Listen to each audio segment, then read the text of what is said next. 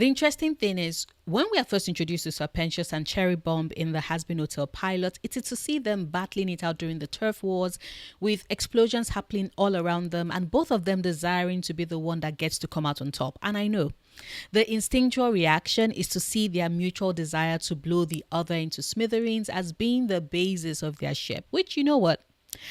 I totally understand the validity of that. I have not hidden it on my channel that enemies to lovers is one of my absolute favorite tropes in fiction, but I always look at CherriSnake as a bit more. I've always seen them as being two sides of the same coin, and that to me is why their ship is so important. Because to me, they represent the fundamental principles of human existence that need the other in order to find meaning and justify its purpose. Yes, people. I am talking about how invention and destruction work hand in hand, as they need the other in order to justify their existence. Let's talk about that, shall we?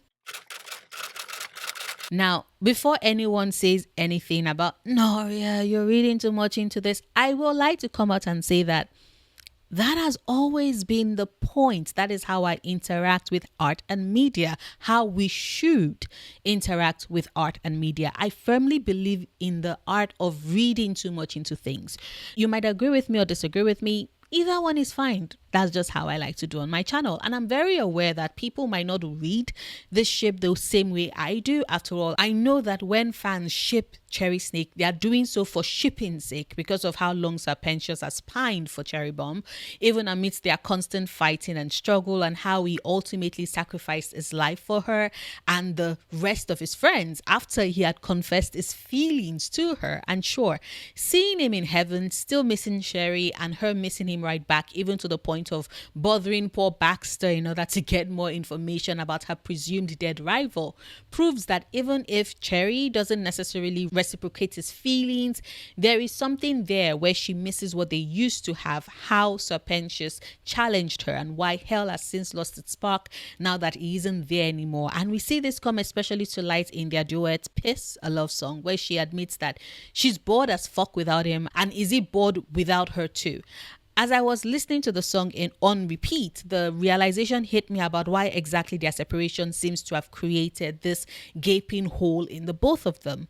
Beyond just the basis of Serpentius likes her and Cherry has grown to tolerate him, I saw it as being something more, as revealing that the balance that had always kept the role that they existed for in hell has been thrown out of whack since one of them has ascended. But before I go into that, a quick thank you to my lovely patrons and YouTube members whose support have been instrumental in helping me continue to make content, especially since I started doing this full-time at the start of the year, which was the last time I was in paid employment. And a special shout out to Lina and Holly for their extra support. You get all the hearts and kisses too. If you too would like to support me on Patreon or become a YouTube member to enjoy certain perks, even get a shout out, the link to do so is in the description bar. And with that said, back to CherriSnake. Like I mentioned earlier, whilst I do find their flirtations, or rather Serpentius' crush on Cherry, cute, and I had a blast with my replaying their song Piss, it had me thinking about the role they each played within the narrative. Serpentius, as we learn to know more about him in the new season via his backstory and also Baxter's admission to Cherry on their relationship and rivalry, has always been an inventor.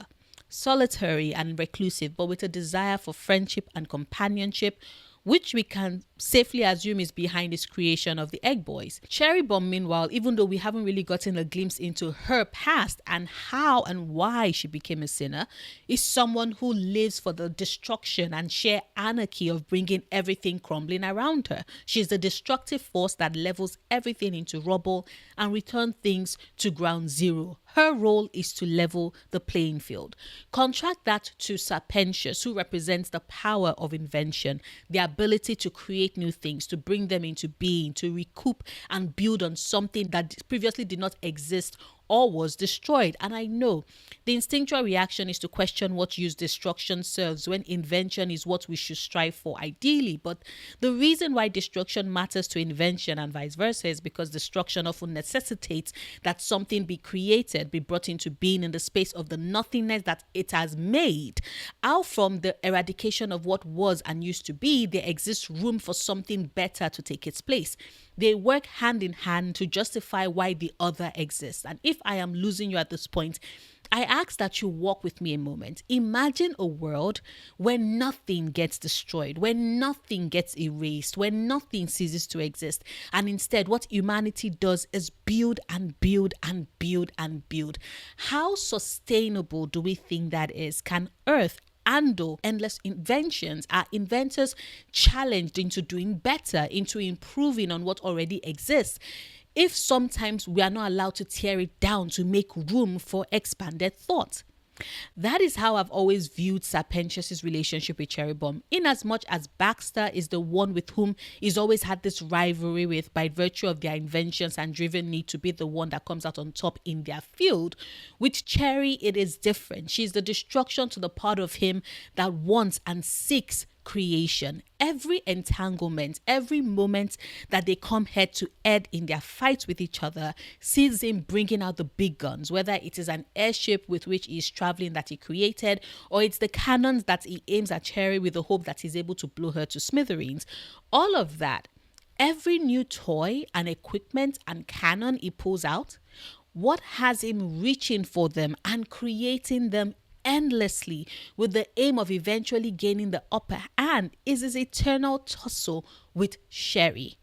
She encourages him and forces him to keep thinking, to keep inventing. It's also why no matter how much they fight and the destruction that they both wreak, they are never able to fully overwhelm the other, because neither wins and neither dies, because ultimately they both need the other in order to survive, to be better, which is why in Pierce, they both admit to missing the other and misbeating the shit out of each other, because I repeat, that endless struggle and toggle is what they live for. And at the same time, their separation also had me thinking, because now Serpentius is a winner who redeemed himself and ascended, and Cherry is still in hell as a sinner. Like, sure, her decision to stay with the hotel confirms that she legit wants to work at redemption.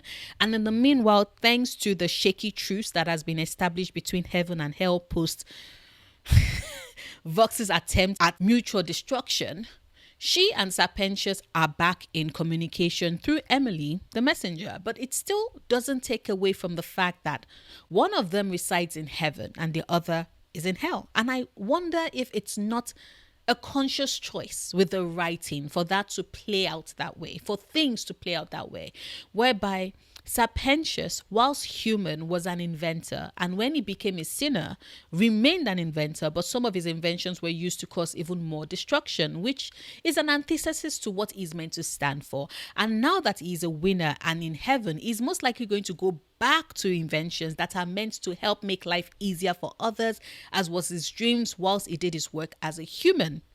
No destruction added to that. In hell, however, destruction fits right at home in the chaos that is hell, which would explain why Cherubim is still present in hell and why there has to be a clear separation where the two cannot meet and run side by side anymore. Of course, it therefore has me very curious about what would happen should Cherubim get redeemed. Would she still be blowing things up in heaven?